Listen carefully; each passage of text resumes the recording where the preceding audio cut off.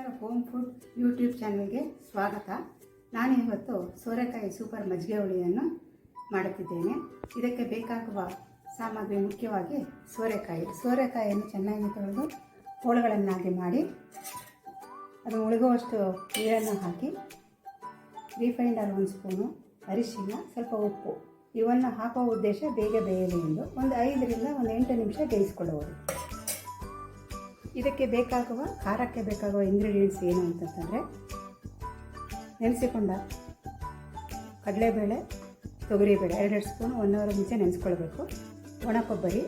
ಒಣಕೊಬ್ಬರಿ ಹಾಕುವ ಉದ್ದೇಶ ಬೇಗ ಸೆಕೆಗಾಲಕ್ಕೆ ಹಾಳಾಗದೇ ಇರಲಿ ಅನ್ನೋ ಉದ್ದೇಶ ಅಷ್ಟೇ. ಖಾರಕ್ಕಾಗಿ 6 ರಿಂದ 7 ಹಸಿಮೆಣಸಿನಕಾಯಿ, ಜೀರಿಗೆ, 1 ಮುಷ್ಟಿಯಷ್ಟು ಕೊತ್ತಂಬರಿ ಸೊಪ್ಪು, 15 ರಿಂದ 20 ಕರಿಬೇವಿನ ಎಲೆ, 4 ಎಸಳು ಬೆಳ್ಳುಳ್ಳಿ. ಒಗ್ಗರಣೆಗೆ ಸಫರ್ ರಿಫೈಂಡ್ ಆಯಿಲ್ ನಾನು ಉಪಯೋಗಿಸಿದ್ದೀನಿ. ನೀವು ಯಾವುದು ಉಪಯೋಗಿಸ್ತೀರೋ ಅದನ್ನು ಉಪಯೋಗಿಸ್ಕೊಳ್ಬೋದು. ಅದರ ಜೊತೆಗೆ ಸಾಸಿವೆ, ಜೀರಿಗೆ, ಇಂಗು, ಒಣಮೆಣಸಿನಕಾಯಿ ಇವೆಲ್ಲವನ್ನು ಮೊಸರಿನೊಂದಿಗೆ ಬೆರೆಸಿ ರುಚಿಗೆ ತಕ್ಕಷ್ಟು ಉಪ್ಪನ್ನು ಹಾಕಿ ಸಿಮ್ನಲ್ಲಿ 5 ರಿಂದ 8 ನಿಮಿಷ ಬೇಯಿಸಿಕೊಂಡರೆ ರುಚಿಕರವಾದ ಸೋರೆಕಾಯಿ ಸೂಪರ್ ಮಜ್ಜಿಗೆ ಹುಳಿ ತಯಾರಾಗುತ್ತದೆ. ಮಿಕ್ಸಿ ಜಾರಿಗೆ ರುಬ್ಬಲು ನೆನೆಸಿಟ್ಟುಕೊಂಡ ಕಡಲೆಬೇಳೆ, ತೊಗರಿಬೇಳೆಯನ್ನು ಹಾಕುತ್ತಿದ್ದೇನೆ. ಒಣಕೊಬ್ಬರಿ, ಹಸಿಮೆಣಸಿನಕಾಯಿ, ಜೀರಿಗೆ, ಕೊತ್ತಂಬರಿ ಸೊಪ್ಪು,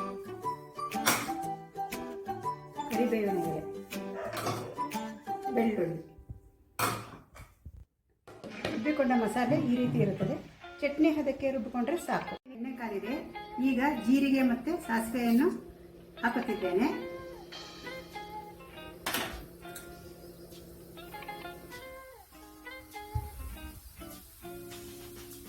ಅದು ಕಾದ ಮೇಲೆ ಸ್ವಲ್ಪ ಇಂಗು ಹಾಕಿದ್ದೇನೆ. ಒಣಮೆಣಸಿನಕಾಯಿ,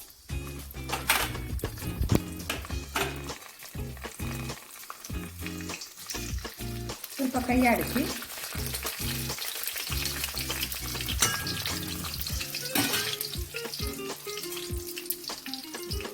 ಬೇಯಿಸಿಟ್ಟುಕೊಂಡ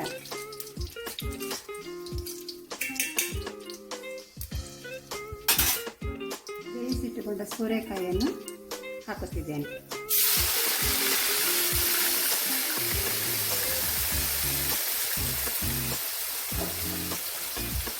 ತದನಂತರ ರುಬ್ಬಿಕೊಂಡ ಮಸಾಲೆಯನ್ನು ಸಹ ಸೇರಿಸುತ್ತಿದ್ದೇನೆ.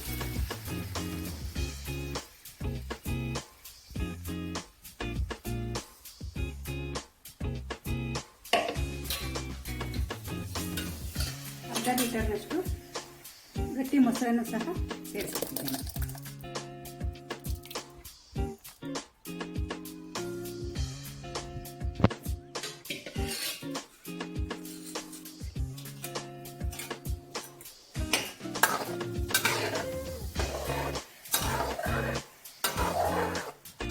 ಎಲ್ಲವನ್ನು ಸೇರಿಸಿ ರುಚಿಗೆ ತಕ್ಕಷ್ಟು ಉಪ್ಪನ್ನು ಹಾಕಿ 5 ರಿಂದ 8 ನಿಮಿಷ ಕುದಿಸುವುದು.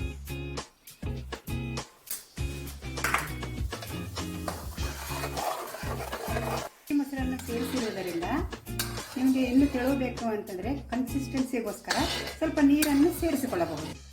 ಸೋರೆಕಾಯಿ ಸೂಪರ್ ಮಜ್ಜಿಗೆ ಹುಳಿ ಈಗ ತಯಾರಾಗಿದೆ. ಬಿಸಿ ಅನ್ನದ ಜೊತೆ ಮಜ್ಜಿಗೆ ಮೆಣಸಿನ ಜೊತೆ ತಿಂದರೆ ತುಂಬ ರುಚಿಕರವಾಗಿರುತ್ತದೆ.